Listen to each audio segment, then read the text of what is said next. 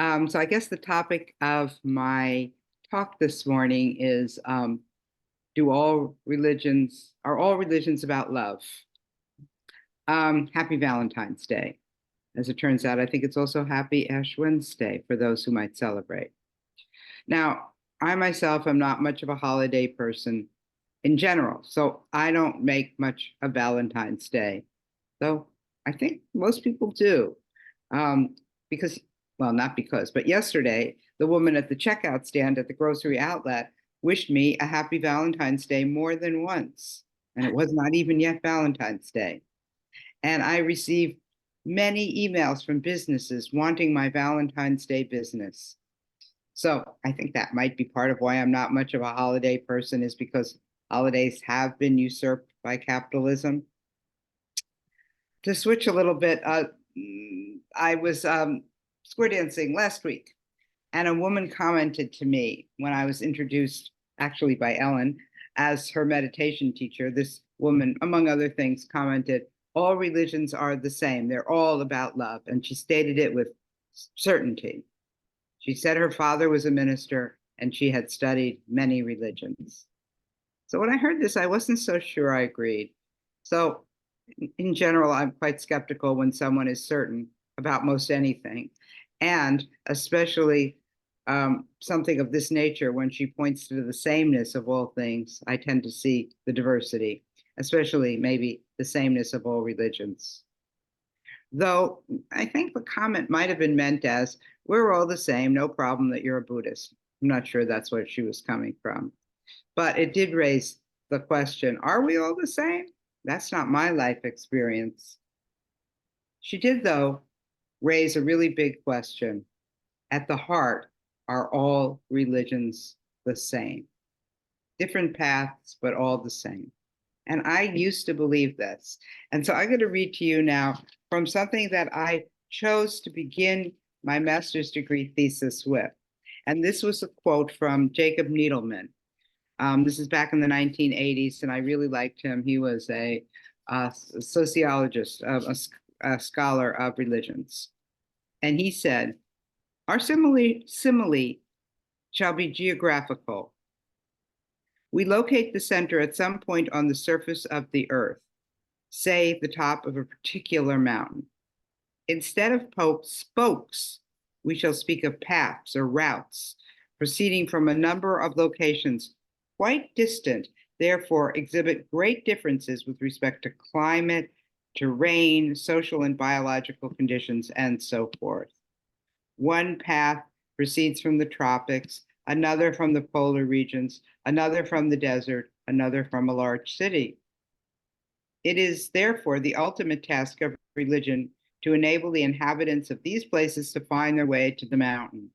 To this end, certain sets of directions, handbooks, maps, practical advice, and most important, guides are made available to the various inhabitants. Thus, the farther away from the mountain, the greater will be the difference in travel advice. Those starting from the desert, for example, might be told, quote, thou shalt carry great quantities of water, something that might seem unnecessary and even a hindrance to those proceeding from the jungle. And the prescription to wear warm clothing would be disastrous to both these groups, whereas it would be a vital necessity to those starting in the polar regions.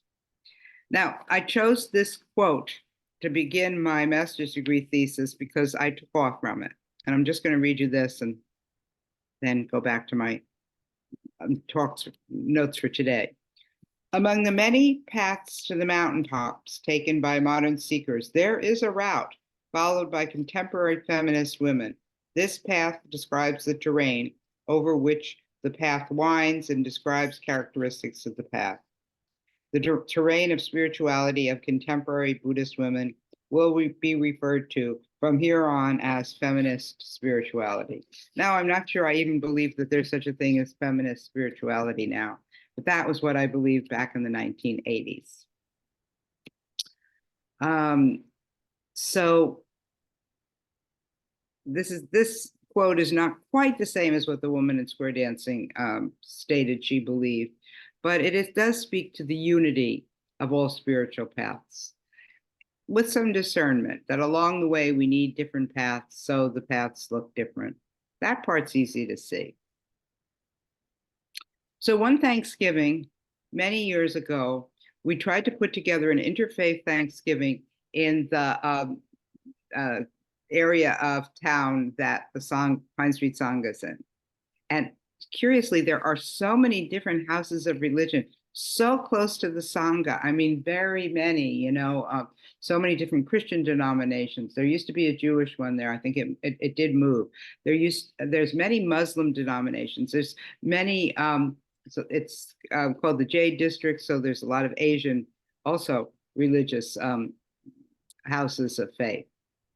And we had this idea. It wasn't mine. It was the deacon of the Episcopal Church. It's right next door, or used to be. So we intended to invite all these different folks and religious traditions to partake of this Thanksgiving ritual. And we were designing it, myself, the deacon of the church, and the minister of the Methodist Church right next door, a few doors down. Very, very, very religious neighborhood.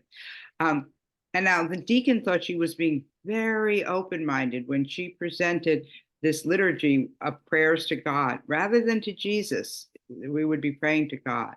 And I felt like a deer caught in the headlight.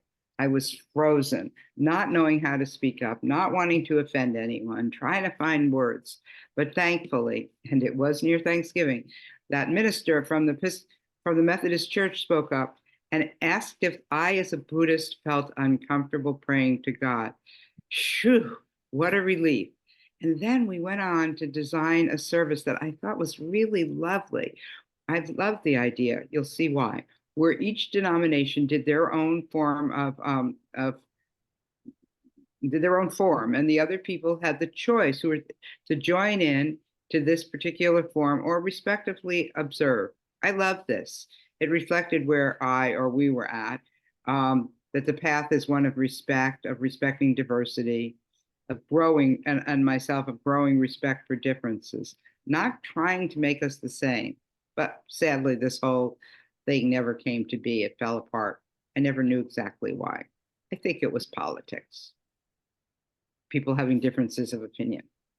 But back to whether all religions lead to the same place. Like, how could I ever even know? I'm not sure where other religions lead, and I'm not even sure where reflective meditation will lead for you. So in our chapter, we have a chapter of what develops.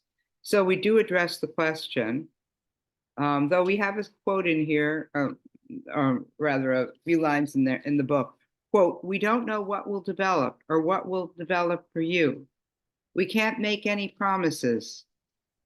The radical point here is there is no set path of development. So in the chapter, we go on to write about the Brahma Viharas, and we do use them as a model for what develops. So something does develop. We just can't predict it. Now, love is not one of the Brahma Viharas, but also not that different from love. Metta is commonly translated as loving kindness. So I recall studying a long time ago that loving kindness was a translation made by the Christian missionaries who brought Buddhism to the US a long time, maybe not a long time ago in the range of history, but in the late 1800s. As many of you know, I do prefer the translation of friendliness. And I do love the famous quote by the Dalai Lama, in which he states his religion is kindness. I resonate with this, rather than my religion being love. However, back to the holiday, Valentine's Day, it does celebrate love. Now, it seems like it mostly celebrates romantic love. Though in grade school, we said Valentine's Day cards to everyone in our class. So we were celebrating friendship. So I kind of thought of this in preparation for romantic love. Then again, there's that woman at the checkout stand at grocery outlet, a stranger wishing me a happy Valentine's Day. So however you celebrate or don't celebrate Valentine's Day, I hope you have a good day. And however you translate metta, I hope you have some of it in your day to day and in most of your days. So that ends my talk there.